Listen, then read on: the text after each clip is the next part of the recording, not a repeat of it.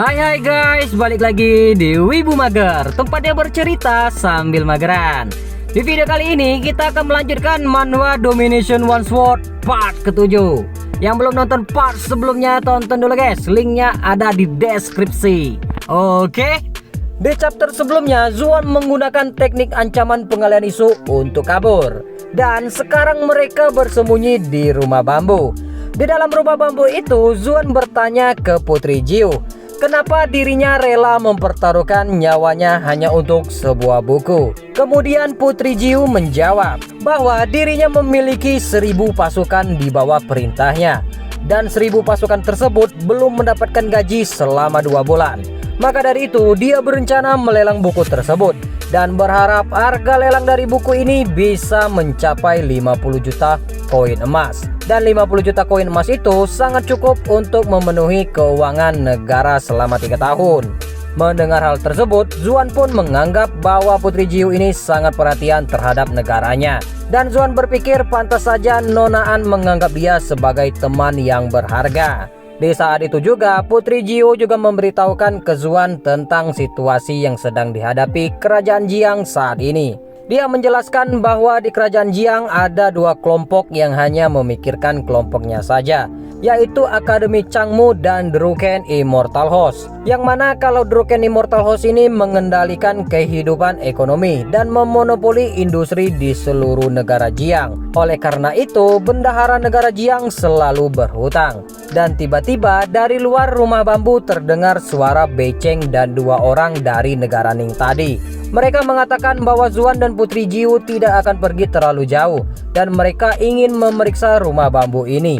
Mendengar hal tersebut, Zuan berencana ingin mengalihkan perhatian mereka. Sedangkan Zuan menyuruh Putri Jiu untuk kabur. Namun Putri Jiu menolaknya karena tugasnya di sini adalah untuk melindungi Zuan. Zuan pun berkata, "Kamu sudah cukup untuk melindungiku. Kali ini biar aku saja yang melindungimu. Cepatlah kau kabur." Zuan pun menutup pintunya. Tak berapa lama mereka bertiga itu pun menemukan Zuan yang sedang memegang buku tersebut. "Hei, sini bukunya ada di sini." Sontak mereka langsung mengejarnya. Rencana Zuan untuk memancing mereka itu pun berhasil. Dan dia sekarang berlari sambil memikirkan cara untuk menghilang dari mereka. Setelah berlari cukup lama, Zuan pun bersembunyi di balik batu sambil memantau. Namun tiba-tiba ada tangan seseorang yang memegang pundaknya. Zuan pun terkaget. Untungnya orang tersebut adalah pria yang sedang mabuk. Pria tersebut ingin menanyakan arah menuju ke Goa Linjiang. Zuan pun memiliki sebuah ide. Tak berapa lama terlihat pria mabuk itu sedang berjalan dan melihat peta. Peta tersebut Zuan yang memberikannya. Dan karena baju pria tersebut mirip dengan Zuan, tiba-tiba wanita aura berteriak, "Itu dia! Kejar!" Zuan pun tertawa karena idenya berhasil untuk memancing pria tersebut dikejar. Ketika ingin mencari Putri Jiu, tiba-tiba datang lagi seorang pria yang menginginkan buku seni bela diri tingkat tinggi itu. Pria ini bernama Wu Yusan dari negara Ning. Tanpa babi bu, Zuan menyerangnya. Tapi serangan Zuan itu tidak ada apa-apanya bagi Wu Yusan. Dia dengan mudah menangkisnya. Zuan pun ingin menyerangnya lagi. Tapi tanpa diduga, buam! Zuan dikalahkannya dengan mudah. Wu Yusan berkata, "Tubuhmu kuat dan pedangmu tajam. Kamu benar-benar orang yang berbakat. Tapi sayang sekali kau terlahir di negara Jiang." Jadi Wu Yusan ini menawarkan ke Zuan untuk ikut bersamanya ke negara Ning dan bersumpah untuk melayani negara Ning.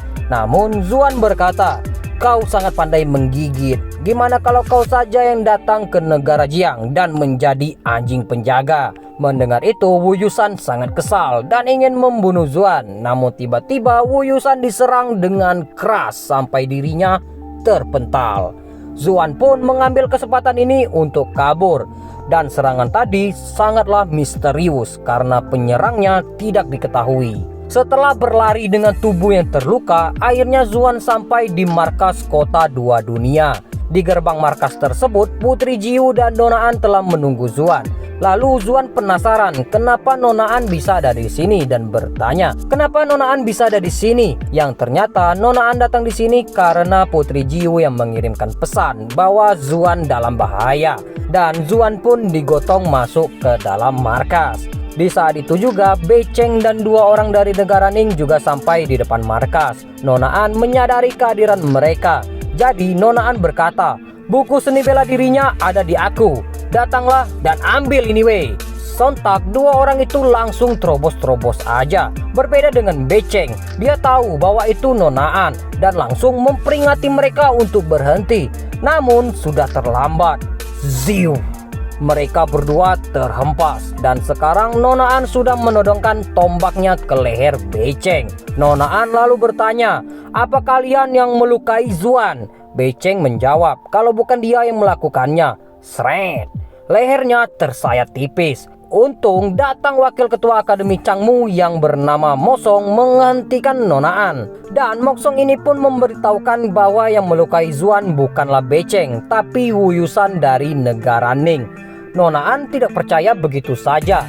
Dia pun menanyakan langsung ke Zuan. Dan Zuan menjawab bahwa yang melukai dia bukan mereka, tapi orang dari negara Ning. Kami selamat. Keesokan harinya terlihat Zuan telah terbaring lemah dan dirawat oleh Putri Jiu dan Nona An. Bahkan Nona An ini memberikan Zuan obat yang bagus yang ia dapatkan dari ayahnya. Tak berapa lama Pak Tualing tanpa buff datang mengatakan ke Nona An bahwa waktunya pergi. Nona An pun menitipkan pesan ke Jiu untuk disampaikan ketika Zuan nanti terbangun. Katakan kepadanya, "Jiu, jika ingin mencariku di masa depan, dia harus datang ke bagian tengah negara dan aku akan menunggunya di sana," kata Nona An. Putri Jiu pun bertanya, "Kenapa kamu menginginkan dia mendatangimu di masa depan? Apa untuk membicarakan tentang kehidupan atau kamu ingin membicarakan tentang cinta?" "Mungkin semua itu benar," jawab Nona An. Sontak Pak Tualing dan Putri Jiu terkaget mendengar jawaban Nona An itu. Di perjalanan, Pak Tualing berkata ke Nona An bahwa dirinya khawatir jika Nona muda dekat-dekat dengan Zuan. Karenanya Zuan akan mendapatkan masalah dari keluarga kuat yang ingin bekerja sama dengan keluarga kita melalui pernikahan. Nona An berkata, "Selama ada aku, tidak ada yang bisa menyentuh Zuan." Tapi ayahnya Nona muda berharap bahwa Nona muda tidak terlibat dengan orang biasa seperti Ye Zuan. Dan bukankah konyol Nona muda membicarakan cinta dengannya? Dan bocah itu sangatlah tidak pantas dengan Nona muda, kata Pak Tualing. "Dia bukan orang biasa dan tidak ada satupun dari dia yang tidak pantas untukku," kata Nona An. Setelahnya Zuan pun tersadar dan Putri Jiu memberikan Zuan sebuah pisau emas karena sudah menyelamatkan dirinya. Tapi Putri Jiu ini gengsi untuk mengatakan kalau dia memberikan pisau tersebut karena Zuan menyelamatkannya. Dan Putri Jiu menyuruh Zuan untuk mengenakan baju karena malam nanti acara pelelangan dimulai.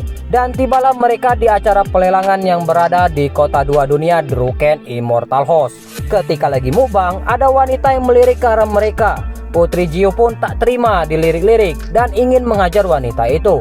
Tapi tiba-tiba pembawa acara lelang mengetok palu yang menandakan acara pelelangan dimulai.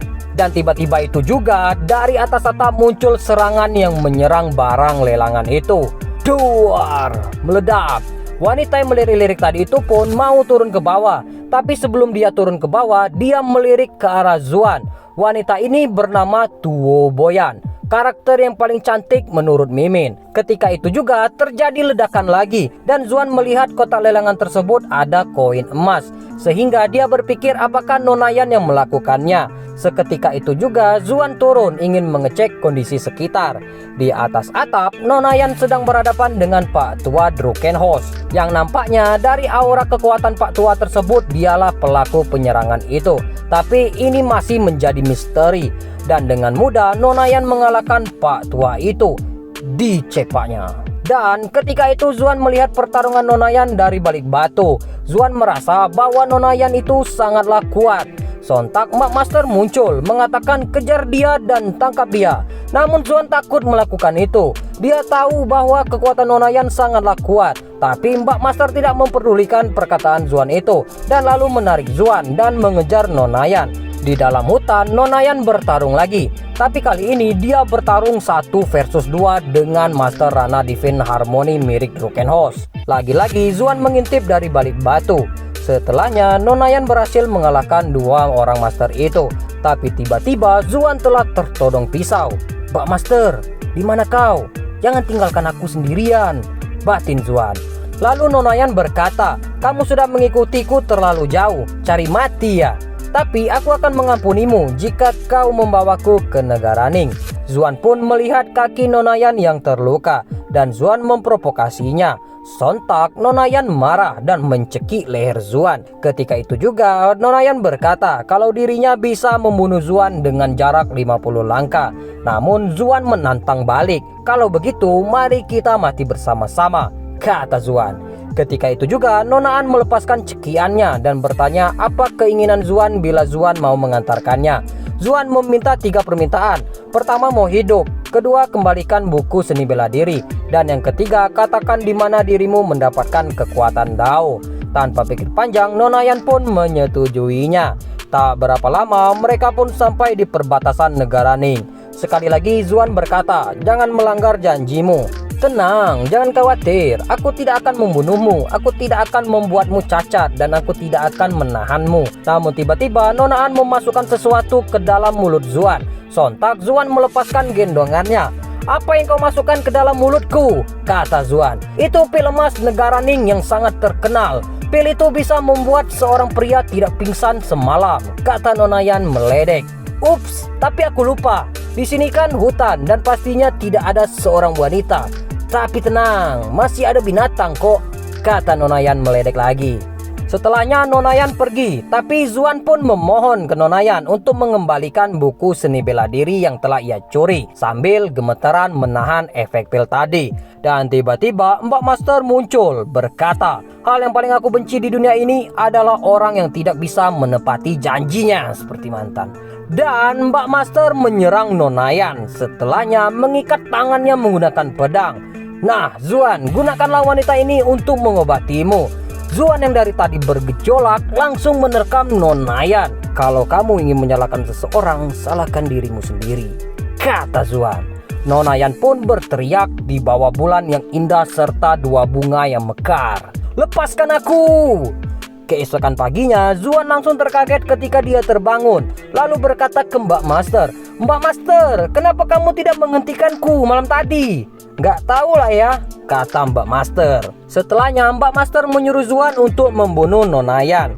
Tapi Zuan tidak ingin membunuhnya. Lalu Mbak Master berkata lagi, kalau kamu tidak membunuhnya sekarang, kamu yang akan dibunuhnya nanti. Dia itu kuat, tapi benihku sudah ada di dia Mbak Master. Aku gak bisa melakukan itu, kata Zuan. Ya sudah, terserah kamu saja. Yang jelas, setiap aku mengeluarkan kekuatan, energiku akan berkuras dan itu menyebabkan diriku akan tertidur. Setelahnya, Nonayan terbangun. Ketika itu juga dia meminta Zuan untuk membunuhnya saja. Namun Zuan mengabaikannya dan Zuan hanya bertanya, di mana Zhao itu berada dan kembalikan buku seni bela diri. Lalu Nonayan berkata, buku seni bela diri? Bukankah kau tahu apa yang ada di tubuhku? Kata Nonayan. Sontak Mbak Master pun menarik Zuan untuk pergi mencari Dao dan meninggalkan Nonayan. Ye Zuan, aku pastikan kau akan mati tanpa makam, teriak Nonayan. Tak berapa lama tibalah Zuan dan Mbak Master di dalam goa yang panas. Di dalam goa tersebut ada sebuah lubang. Mbak Master pun menyuruh Zuan untuk melindungi tubuhnya dengan energi pedang. Ketika sampai di bawah, mereka pun menemukannya, yaitu Dao Bumi. Mbak Master pun menjelaskan, jika kamu bisa menaklukkan Dao itu, kamu akan mendapatkan aliran tetap dari kekuatan bumi. Dan untuk menaklukkan Dao tersebut, kamu akan merasakan sakit yang luar biasa. Jadi Mbak Master bertanya, apakah kamu sanggup merasakan sakit itu Zuan? Apa itu sakit? Aku bisa menahannya, kata Zuan. Oke, kalau gitu tenanglah dan dengarkan instruksiku. Dan Dao itu pun mulai bereaksi. Zuan pun mulai merasakan kesakitan.